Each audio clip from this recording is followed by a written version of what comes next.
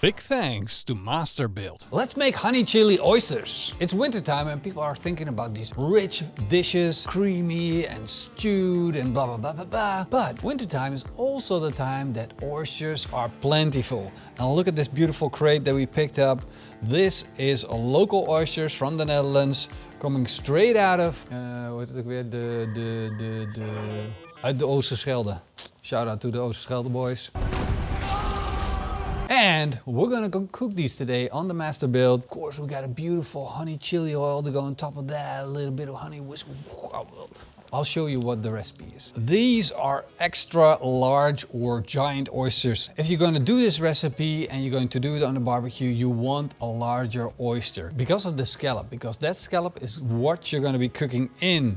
And you need it to be larger to hold all of the ingredients that I'm going to show you later on. So how to go about this is first to check your oyster. These things are like super solid and they're fresh, but if you tap them, they should sound solid. If they sound hollow, it means the seawater that's trapped inside of these has gone and probably your oyster has gone bad. So then, if you checked, you're going to take one of these oysters and then take a towel, put that oyster on, and you're going to look for the edge where the bottom part of the oyster and the top part of the oyster come together. Now there's a muscle that holds the shell together. The first thing that we're going to do is wiggle a knife in there and cut through that muscle so it will let go of the shells and we can open it up. And I do recommend not using your beautiful chef's knife. Just get a strong, sturdy knife that's specially made for this.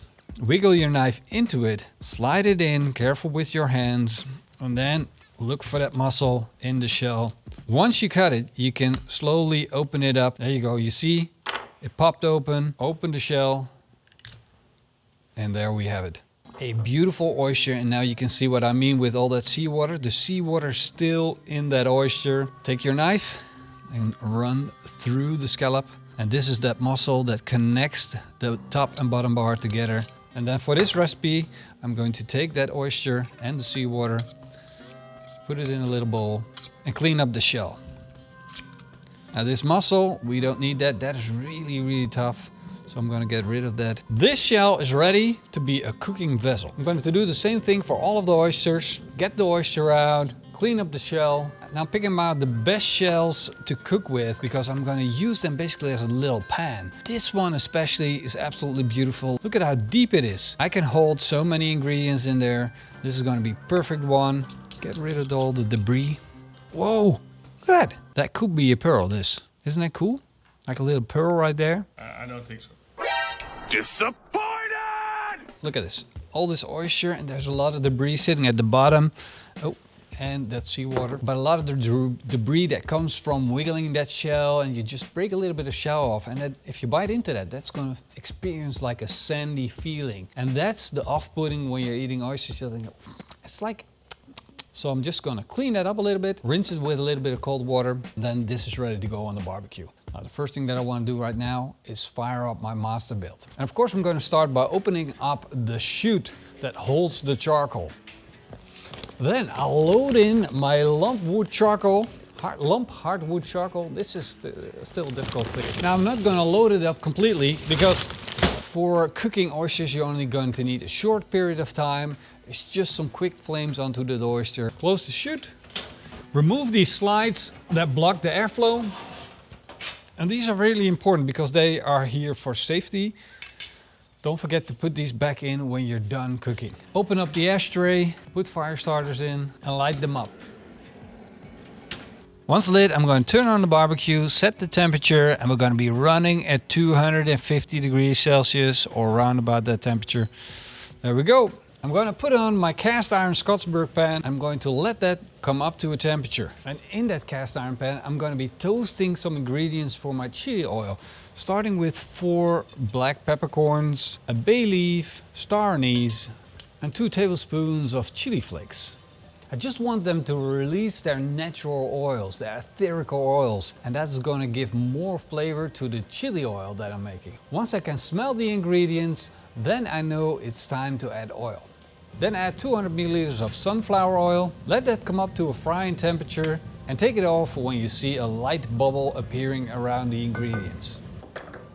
And while it's cooling down, I'm going to add 2 cloves of garlic. And you can see it's still frying hot, so that garlic will fry up pretty fast. Then I'm going to add a tablespoon of sugar and a tablespoon of salt. Give it a quick stir, then let it cool down further. Put it in your blender and blitz it up. Ding is 4 oud van de Lidl, hè? Kijk me niet raar aan als ik er wat twijfels over heb. Ik snap niet waarom zit hij er nou zo vast in. Oké, Morrison, veiligheidsbril op. And that's how you make a dark toasted chili oil. Now everything is prepared, I'm ready to go. I'm gonna open up the barbecue. Soon it's gonna notice that the heat is dropping because I opened the lid. It's going to fire up the van again and flames are gonna shoot out of this grill. We can achieve hot temperatures really fast. Let's put the oysters on, at least the shells. There we go. And these are gonna warm up. And in the meantime, I'm gonna put in some chili oil. I'm gonna give that a minute to warm up. And we can see bubbles start appearing right there. So that means it's time to put some oysters in. Each of them are also gonna get a little bit of soy sauce, a little drizzle of honey, a shot of honey whiskey, stand back, a little more, some sesame seeds. This one is fully cooked and done. And I'm gonna move this oyster over to get a little bit more heat. You see the bubble starts appearing, time to take it off. Time to switch the barbecue off and finish off the rest of the oysters with a little bit of lemon zest, some seaweed. And there you have it, delicious honey chili oysters. Don't touch the hot oyster shells. There we go. Time for the taste test. Look at that, steaming hot. Go through that a little bit of everything. That is so amazing. Freak is delicious, but I'm a believer. So that's easy. Now I'm going to convince you, Morrison. Morrison is not a believer. He's a medium oyster eater. How do you do this? He doesn't love it, he doesn't hate it. Let's see what he thinks of this. It's actually really good. And that's all you need to know. You're drinking the chili oil? Yeah. Ooh, it's spicy. Yeah, what do you think?